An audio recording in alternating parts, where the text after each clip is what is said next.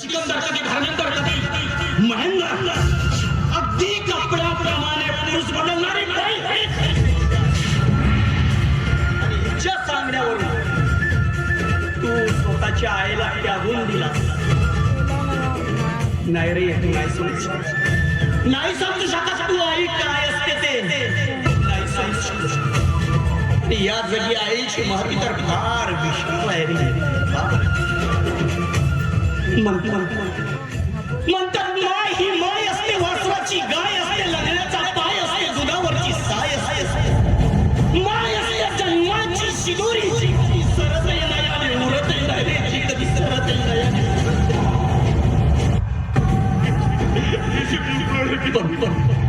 पण तू संपवलं आईचं नातं, आईचं प्रेम आईला. खर तर या जगात आई कधीच भागी नसते रे, आई कधीच भागी नसते. पण तुझ्यासारखा निर्दयी माणूस तिला भाजी बनवून ठेवते. पुत्र प्रेमासाठी रडायला लावते, रडायला रक्ताचे अश्रू रडायला लावते रे. तुझ्यासारखा निर्दयी म्हाताऱ्या आई कशाची अपेक्षा असते. अरे लहानपणी त्याला वाळवतात, खेळवतात, त्याचं शिक्षण पूर्ण करतात आणि स्वप्न बघतात की आपला मुलगा खूप मोठं व्हावं. मोठं झाल्यानंतर त्या मुलांनी त्यांना सोनं चांदी घालायची गरज नसते. त्या म्हाताऱ्या आई वडिलांना चटणी भाकर जरी मिळाली तरी ते आनंदाने त्याचा स्वीकार करीत असतात. त्यांना अपेक्षा असते की माझा मुलगा अगदी सुखात राहावं, आनंदी दिसावं. तुमच्यासारखे मुलं त्यांना चटणी भाकर तर काय साधं ग्लासभर पाणी सुद्धा नशीब होऊन देत नाही.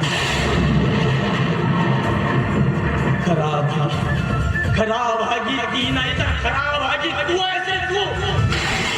आयुष्यभर तर ती पुत्र प्रेमासाठी तळपली, पण आज तिच्या प्रेमासाठी तळपली. आयुष्यभर तळपली.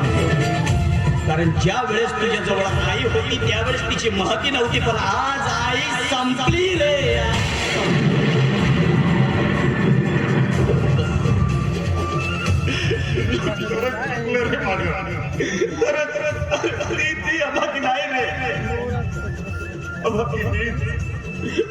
प्रत्येक माझ्या आईला मला